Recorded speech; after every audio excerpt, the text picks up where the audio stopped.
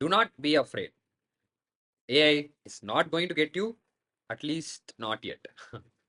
So, hello guys, my name is Vicky, and this is Vicky Explores AI.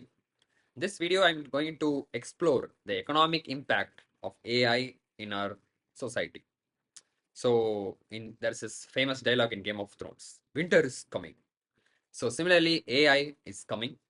It is just like in Game of Thrones, where there is this blue color species that is threatening the survival or existence of the current species, humans. The same thing is happening with AI, but our lives are not being threatened. At least it's not an existential threat as of now. For now, it is just a threat of our livelihoods, like not lives, but livelihoods. And the economy is going to get impacted. And if you look at the society, there is this hierarchy where there is this low class of work, and then there's this high class of work, and this and it's not just about money. Even in complexity, the complexity is lower here and higher here. So if we take the labor class, things that doesn't require much thinking in order to do them, like driving or like packing, the labor stuff, it's a lot of work. It's very hard work, but it doesn't require much thinking. The intelligence required or complexity involved is lower, and money income involved is also lower. And then there is this top tier of work where you have these creative artists, the doctors in hospitals, or the teachers in education institutes, coders, the coders who coded AI and started this whole thing. Even their livelihoods are being threatened by the very thing that they created. So, uh, let's come back. What people used to think was the lowest level, the low class is going to be affected first because it doesn't require much intelligence. And then as the AI improves over time, as it gets more and more smarter, the upper class is going to get affected last. That's what people thought. But what is happening is the most complex jobs are actually getting automated first, and these labor tasks like self-driving cars and robotics is actually going to come last, and that is because our understanding of intelligence is itself wrong. So we think this requires less intelligence and this requires high intelligence. That is because all the things, all these this thing that what I'm doing, this like moving my fingers, moving my lips, all these biomechanics, we do this without even thinking because it is taken care of by our subconscious. So since we are not even involved in the thought process or solving this problem, where I'm not even thinking about moving my hands and I'm just doing it automatically, I feel like there is no intelligence in this. But actually, mathematically, if you go try to solve it in electricity, because this our whole bodies are running in electricity, and even the robots are running in electricity. So that math problem, if you take, is actually really, really complex. So what we think as simple is actually very complex. We don't realize it because it's taken care by our subconscious. And what we think as complex, the creative work, the doctors, the educators, it's actually really simple compared to the labor work. But we feel it as really complex because it's taken care. It is the one thing that is taken care by our conscious mind. So we thought the economy is going to get disrupted from this level and slowly work its way up. But actually, it's the reverse.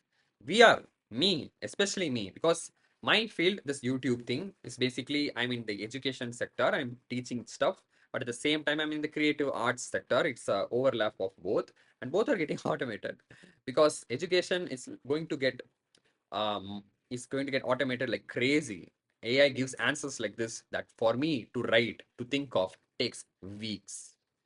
So, and same for artists. Artists are like, I mean, yeah, it's really sad. So, YouTube, this thing, this stuff, this channel, I don't know how long this is. I'm going to keep this up. I'm not sure. And similar stuff you can see in coding and in hospital sector as well. So, if we take these four things, creative artists, education sector, healthcare sector, and coding, if you take any of that sector, if you take that organization, let's take a company of like gaming. Let's take a gaming company. It's like an artistic company, and it has all these different hierarchies of employees. So even that organization has this lowest level entry level jobs, and then the highest level jobs, and the complexity of intelligence increases as we go up. And If you just listen to the past 5 minutes of my video, you might think, okay, even here, the highest level job is going to get affected first and then going to trickle down right now. Actually, here the opposite is true. The lowest level jobs are disappearing fast. And slowly, as AI is getting more smarter, the higher and higher levels of job that requires more intelligence is getting affected last. So in economy, the highest level is getting affected first, lowest level is getting affected last. But in each sector that is getting affected, if you take that organization, there the lowest level is getting affected first, and the highest level is getting affected last. So if I take a coding company, for example, or the best example is just a hospital. So in a hospital, you have radiologists. These radiologists look at X-rays and MRIs, and they tell you what is the problem. Then you have the next level of doctors, basically general doctors, who look at your symptoms and then diagnose your problem. And then we have the last level of doctors, highest level. These are surgeons. They literally cut you up. And their jobs has the most risk and is the most complex, right? And if you look at this three-level hierarchy, radiologists are going to get disappeared fast because AI is able to image process these X-rays and MRIs, and it's able to diagnose better than radiologists. And doctors, if you take the model like MedPalm 2 from Google, it is able to score better than doctors in most of the exams. So this is all existing current technology. Already it has been achieved. But it has not spread, it is not widespread yet, it is not enterprise yet. So in the next 3-4 months it will be rolled out and it will be available to everyone. So as time goes on, these people will lose their jobs. There'll be an impact here. And then if you look at these surgeons, their surgeries are also augmented by AI, where they do robot assisted surgeries. I mean, robot is halfway there but not fully. Even in coding, if you see, there is this lowest level coders and then the highest level coders, the coders who actually code AI, and the lowest level coders who code websites and mobile apps. Their jobs are getting halfway automated because they're using these co-pilot softwares, where the co-pilot is the AI. So with this being the scenario, what is the impact on society as a whole? What is the economic impact on society that AI is bringing? So in order to understand that, if we take this organization, any organization, when the lower level jobs are being removed and replaced by AI, what the company owners are, how the company owners are benefiting is they don't have to pay salaries for these people. But whatever product or service that this company as a whole, with all of these people, is selling, if the selling price of that product or service is not changing, let's say it is constant, then when the selling price is constant, but if you are saving money, meaning how much you're spending, that is reducing, then your profit as a owner is increasing.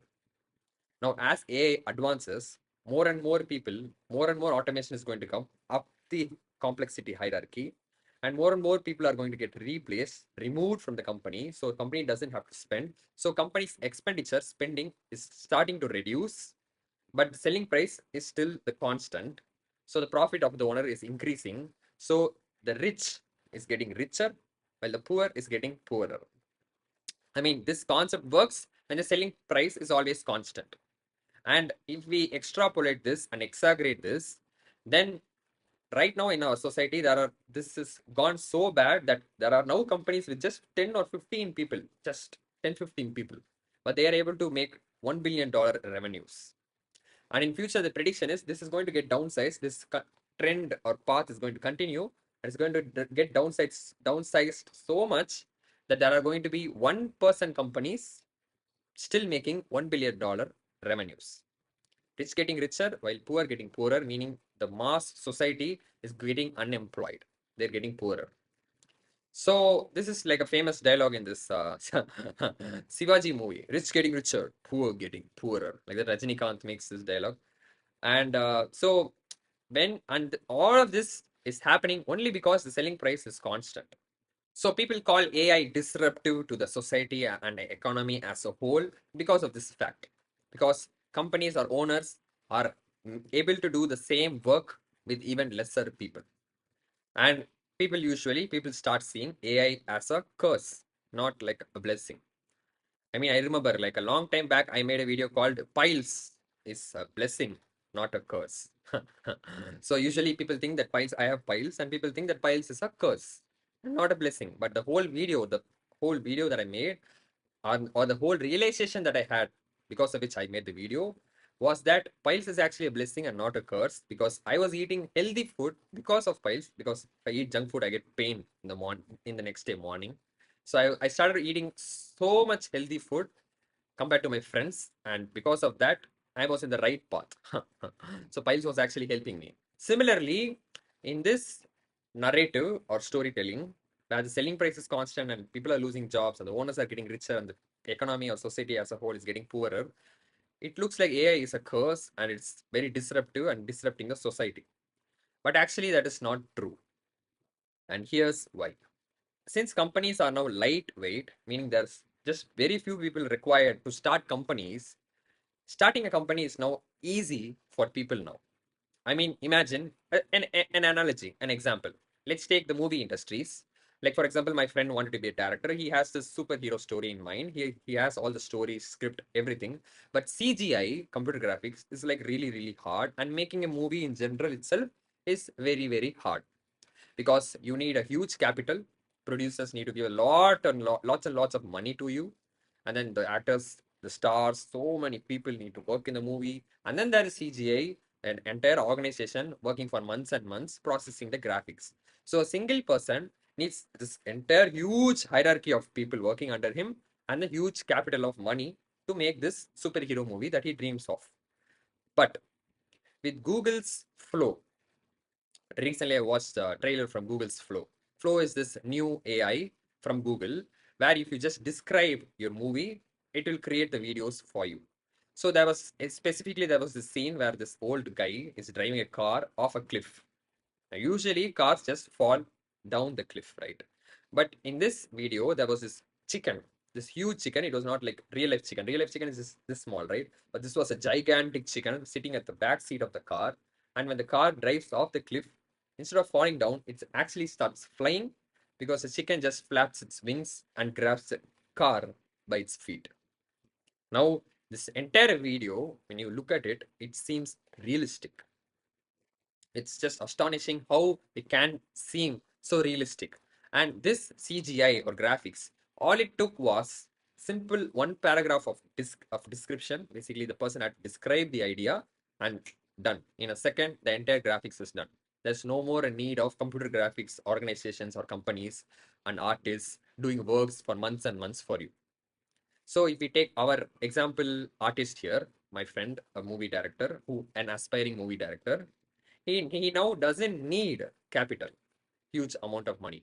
He now doesn't need a huge producer, like a hierarchy of actors, lightman, stuntman, all that stuff.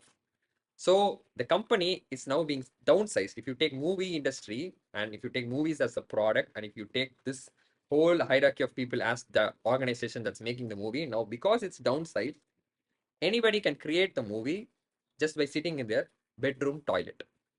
Like my guy, he just has to describe his movie. That's all. All it requires for you to win is just the idea. So anybody can become a movie director now, because AI is empowering you that way.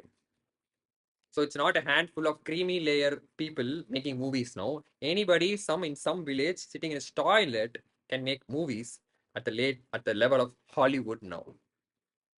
And this is where things are starting to become interesting. Because in a company, all the people who lost their jobs, all those people who thought AI is a curse, actually don't realize that this AI, which killed their jobs, is actually a blessing. Because all these people now can start companies of their own. Why? Because companies are so small, it's now easier to start companies. I mean, just imagine before, companies were so huge, so many people had to work under you. So starting a company or managing a company is just such a complex, overwhelming, hard, complex, I repeat it again, hard, complex task, right? So it's so daunting to start a company that most people just didn't start companies. But because of the downsizing and because companies are so tiny and so small, anybody can start a company. So all these people who lost their jobs, if they just, instead of fearing AI, if they adopt AI, they learn AI and start companies, many companies of their own, then competition for this original company that fired them increases. And when competition increases, this guy cannot keep his selling price constant. So what happens is the selling price starts plummeting, starts dropping down very, very fast. But it happens only when these people wake up and embrace AI.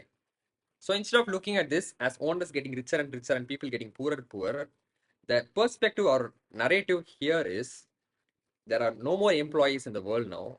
Everybody is their own owner.